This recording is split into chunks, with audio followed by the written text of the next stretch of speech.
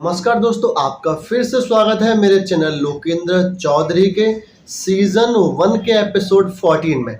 तो आज हम बात करेंगे श्री रामकृष्ण परमहंस जी के बारे में। तो पूरा वीडियो उन्हीं के बारे में होने वाला है, तो वीडियो देखेगा अंत तक। तो चलिए शुरू करते हैं। उनका जन्म 18 फरवरी 1836 में माता चंद्रमणि देवी, पिता खुद्दीराम चट्टोपाध्याय जी के यहाँ बंगाल में कामारपुकुर नामक गांव में हुआ। अगर उनके पिता की माने, सपना आया था जिसमें गदाधर सपने में आए थे और बोला था कि मैं आपके बच्चे के रूप में जन्म लूंगा। गदाधर जहाँ पे जिनको विष्णु जी को गदाधर माना जाता है, तो विष्णु जी खुद गदाधर बन के सपने में आए। तो इसी के कारण उनके पुत्र जो रामकृष्ण के नाम से जाने गए, उनका बचपन में गदाधर चट्टोपाध्याय नाम रखा गया। और उनकी माता की माने तो एक बारी वो शिव मंदिर गई हुई थी जब वो गर्भवती थी। योगिंदर शिव मंदिर नामक जगह पर जब वो मंदिर में गई तो उन्होंने देखा शिवलिंग से एक ऊर्जा, एक शक्तिवान ऊर्जा, एक light, the form of light, the form of flame, एक वहां से जागृत हुई और उनके गर्भास्थल में जाके समा गई। तो यहाँ से एक उनकी माता की तरफ से, उनके पिता की तरफ से उनके असाधारण होने का साक्ष्य मिलता है। उनके पिताजी का देहांत हो गया जब वो 7 वर्ष के थे। 1843 में पिता का देहांत होने के बाद बहुत दुखी हुए, बहुत ज्यादा अत्यधिक दुखी थे। अब क्या किया जाए, पेट चलाने के लिए नौकरी ढूंढनी पड़ेगी। तो इस चक्कर में बड़े भाई रामकुमार, श्री रामकुमार जी के साथ ये भी कलकत्ता चले गए। कलकत्ता जाकर संस्कृत पाठशाला में पढ़ाने लगे, मास्टर बन गए, टीचर बन गए। वहीं जान बाजार में रहने वाली रानी रासमणी ने दक्षिणेश्वर में एक काली मंदिर की स्थापना करवाई, जिसमें सब तरह के देवी देवताओं की मूर्तियां स्थापित थीं। तो बड़े भाई श्री राम कुमार जी को न्योता आया कि आप जो है मुख्य अतिथि, मुख्य पंडित के रूप में हमारे यहाँ आइए और पूजा करिए, मूर्ति स्थापना करवाइए और इनके पुजारी बन जाइए। तो बड़े भाई ने छोटे भाई के साथ जाकर वहां पे पूजा अर्चना करी। तो गदोधर जी ने विरोध करा, क्योंकि रानी रासमणी मल्लाह थी, रानी रासमणी छोटी जाति की थी। तो गदाधर को वो चीज पसंद नहीं आई, लेकिन कुछ समय वहां रहकर बड़े भाई की बात मानकर वो रहने लगे और फिर उन्हें अच्छा भी लगने लगा। हालांकि पहले विरोध किया था, लेकिन फिर उन्हें अच्छा लगने लगा, वहां रहने लगे। तो रानी रासमणी ने गदोधर चट्टोपाध्याय को काली की सेवा करने के लिए उनका सेवक नियुक्त किया कि काली जी का जो पूजा करेंगे वो गदोधर चट्टोपाध्याय ही करेंगे। जब वो पूजा करने लगे, अर्चना करने लगे, तो बड़े ही ध्यान मग्न होने लगे। काली जी की ऐसी पूजा करते कि सबको भूल जाते, ध्यान मग्न हो जाते, समाधिस्थ हो जाते, करते करते पूजा करते करते समाधि में चले जाते। तो किसी को, सबको भूल जाते, कौन, रानी रासमणी, कौन उनके बड़े भाई। जब ऐसा होता गया तो वो रामकृष्ण के नाम से जाने गए, वो पुजारी घोषित कर दिए गए। जब बड़े भी होने वाले थे, कुछ वो 23 वर्ष के हो चुके थे। तो 23 वर्ष के होने के बाद कुछ घर का प्रेशर और कुछ बड़े भाइयों का प्रेशर, अब शादी भी होने वाली है, अब शादी भी करनी थी। जो जयराम वाटी नामक स्थान पर रहा करती थी शारदा, 5 वर्षीय शारदा नामक लड़की के साथ उनका 23 वर्षीय गदाधर चट्टोपाध्याय जी का विवाह तय कर दिया गया और विवाह फिर हो गया। अब ये अलौकिक विवाह के संबंध में आपको बता रहा हूं। 5 वर्षीय शारदा, जिनको आगे चल के मां शारदा देवी के नाम से जाना गया, 23 वर्षीय गदाधर चट्टोपाध्याय, जिनको आगे चल के श्री रामकृष्ण परमहंस नाम से जाना गया, उनका विवाह हुआ। अलौकिक विवाह था कि जब मां शारदा 13 वर्ष की हुई थी तब 1-2 बार गुरु परमहंस से मिलने गई थी। लेकिन मां शारदा कामारपुकुर में रहा करती थी श्री रामकृष्ण जी के घर पे। लेकिन रामकृष्ण जी माँ काली के मंदिर में रहा करते थे, जो रानी रासमणि ने बनवाया था दक्षिणेश्वर में। तो माँ काली की पूजा क्या करते, वहां पे रहा करते। लेकिन उन्होंने एक बात सुनी माँ शारदा ने कि परमहंस जी जो हैं वो पागल हो चुके हैं, वो बिल्कुल पागल की तरह व्यवहार करते हैं। तो वो परखने के लिए गई वहां पे कि ऐसा क्या है जो लोगों की वजह मैं सुन रही हूँ, क्या ये सच है। जब वो दक्षिणेश्वर गई तो वो 16 वर्ष की थी और रामकृष्ण 35 वर्ष के हो चुके थे। वहां जाकर श्री रामकृष्ण जी के साथ रहने लगी, एक ही जगह सोते, एक ही कमरे में सोते थे और दोनों ही बड़े ही महान भक्त थे, महान संत की श्रेणी में उन्हें हम गिन सकते हैं। क्योंकि शादीशुदा होने के बाद, अकेले कमरे में सोने के बाद ब्रह्मचर्य का पालन करते हुए दोनों आगे बढ़ रहे हैं, इससे बड़ी बात कोई हो नहीं सकती। तो ये इसी कारण इसको अलौकिक विवाह का नाम दिया जाता है। श्री रामकृष्ण परमहंस और मां शारदा को अलौकिक विवाह के रूप में देखा जाता है कि ये कभी एक साथ तो सोए, एक खाट पर तो सोए, लेकिन इन्होंने कभी भी संभोग नहीं किया, इन्होंने काम वासना जागृत नहीं की। तो ये इनकी बहुत बड़ी विशाल उपलब्धि मानी गई। एक बारी श्री रामकृष्ण समाधि में व्यस्त थे, मां शारदा पहुंच गई, पीछे से जाके धप्पा बोला कि बताओ मैं कौन हूं। आप मेरी मां आनंदमयी हैं। एक रूप में आपने मुझे जन्म दिया और दूसरे रूप में आप मेरी सेवा कर रही हैं, मुझे खुश रखने की कोशिश कर रही हैं। मां शारदा की आंखें नम हो गईं, वो वापस चली गई वहां से। क्या धातु कीमती है या मिट्टी कीमती है? इस धातु से मैं खाना खरीद सकता हूँ, खाना खा सकता हूँ, जीवित रह सकता हूँ।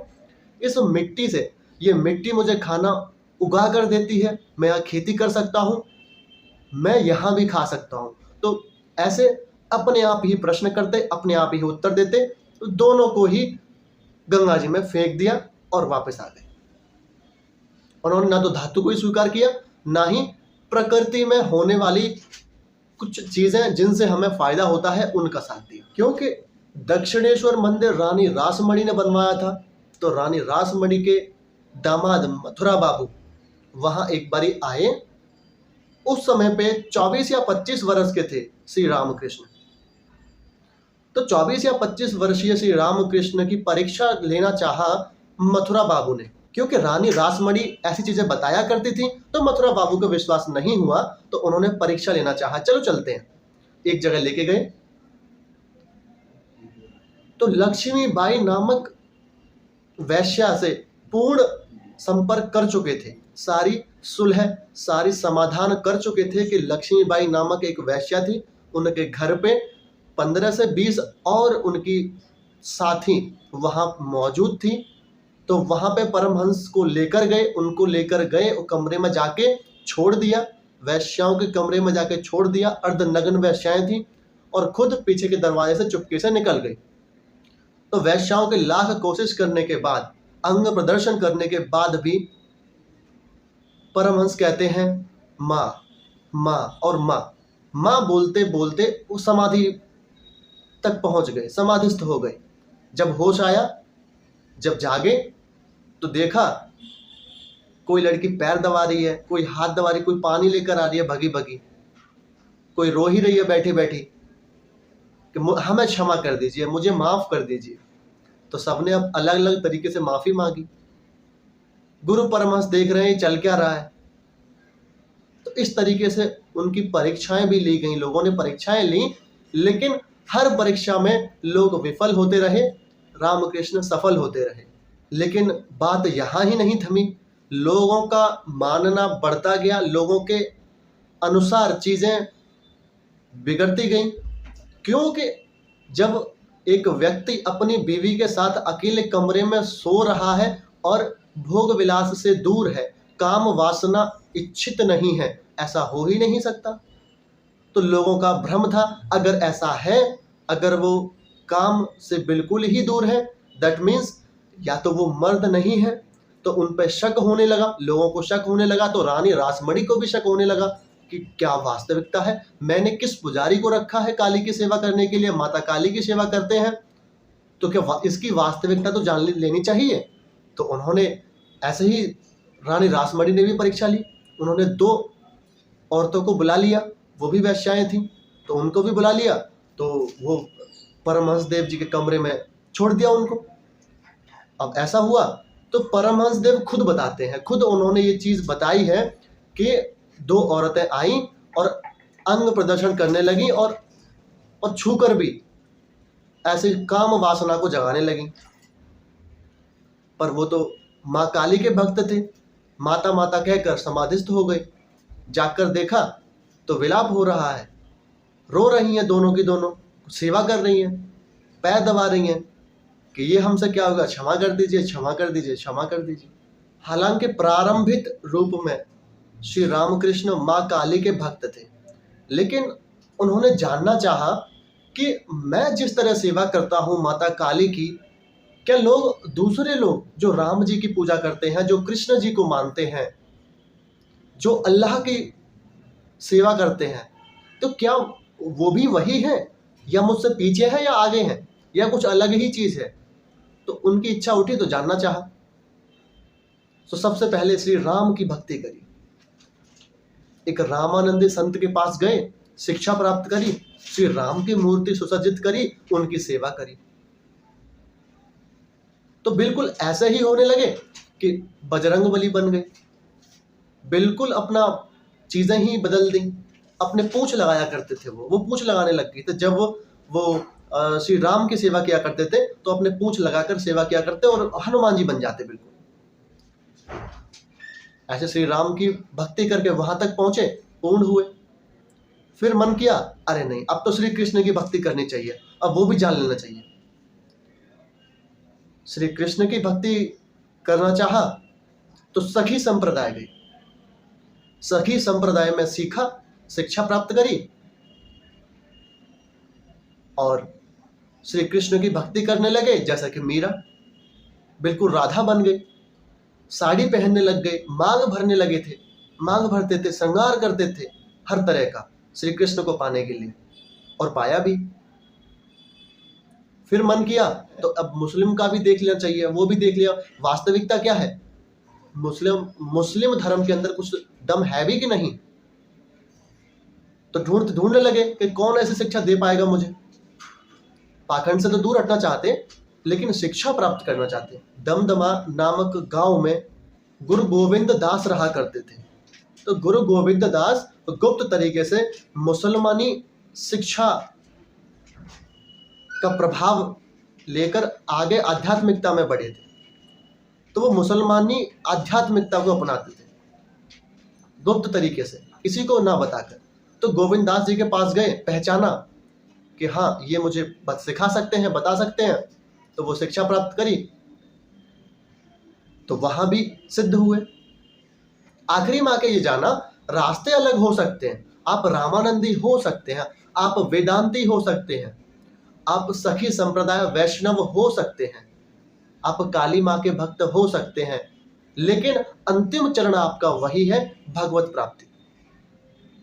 तो ये जाना और सिद्ध किया। हर तरह के संत इनके पास मिलने आते, शिक्षा लेने आते, सीखने आते, सिखाने आते, चले जाते।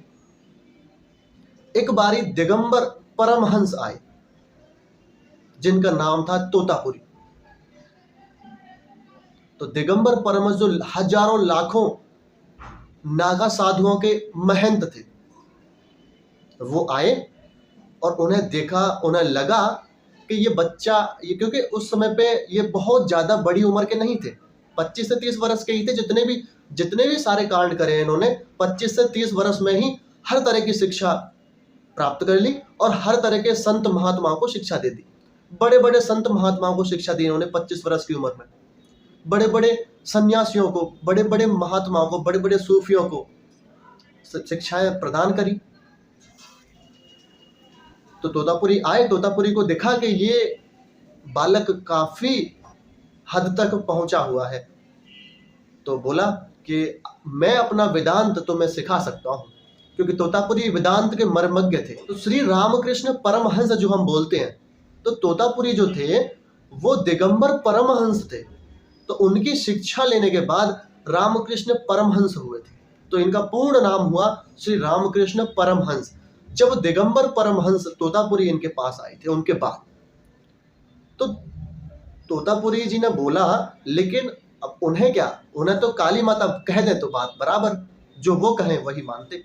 तो काली माता के पास गए, पूछा कि एक साधु है, एक संत है, एक दिगंबर है, शिक्षा देने की बात कर रहा है, बताइए क्या करूं। तो काली माता ने बोल दिया, आदेश कर दिया, सीख लीजिए, जो भी आप सीखना चाहते हैं सीख लीजिए। तो वापस आके बोला कि ठीक है, माता ने बोल दिया, सिखा दीजिए।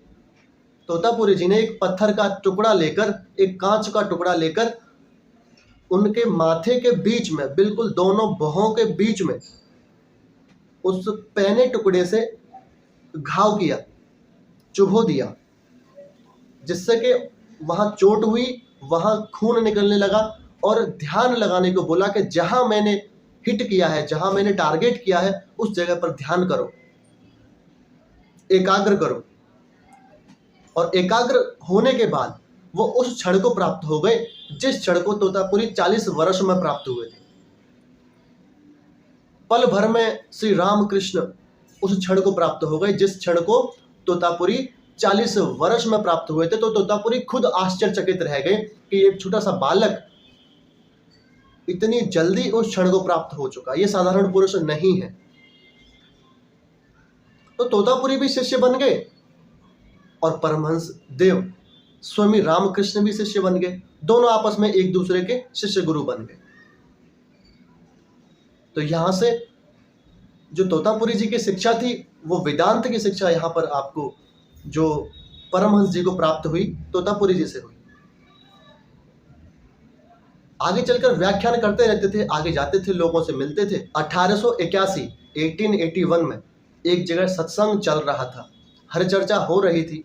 स्वामी रामकृष्ण लोगों को बता रहे थे, शिक्षा दे रहे थे, आध्यात्म क्या होता है सिखा रहे थे।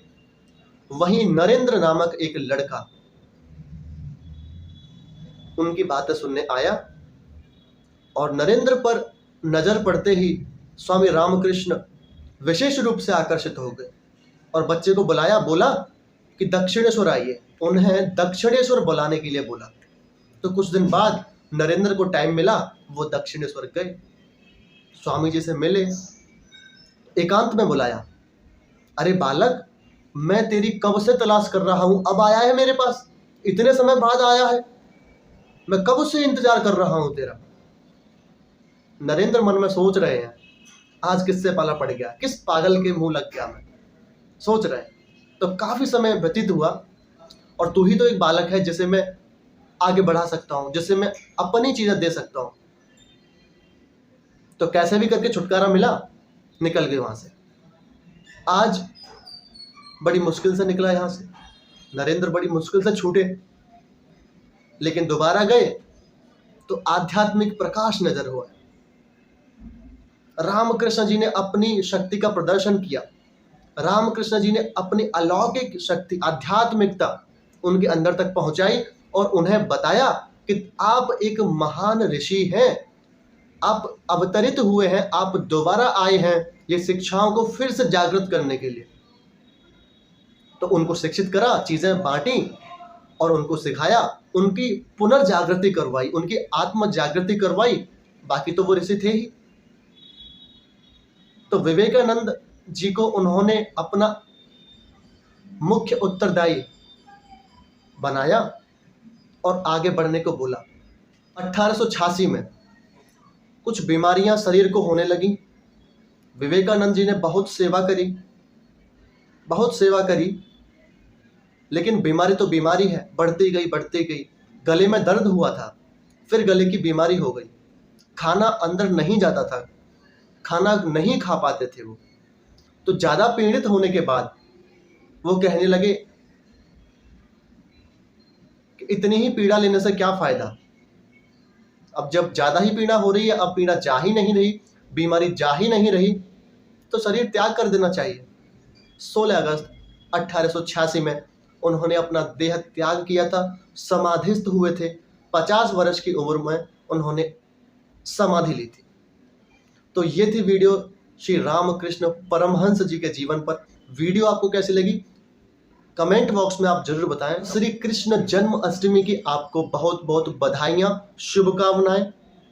कल आप अपनी जन्माष्टमी मनाएं, व्रत रहें, सेवा करें, भगवत प्राप्ति के लिए आगे बढ़ें, बढ़ चढ़कर भाग लें। आज की वीडियो यहीं खत्म होती है। राधे राधे।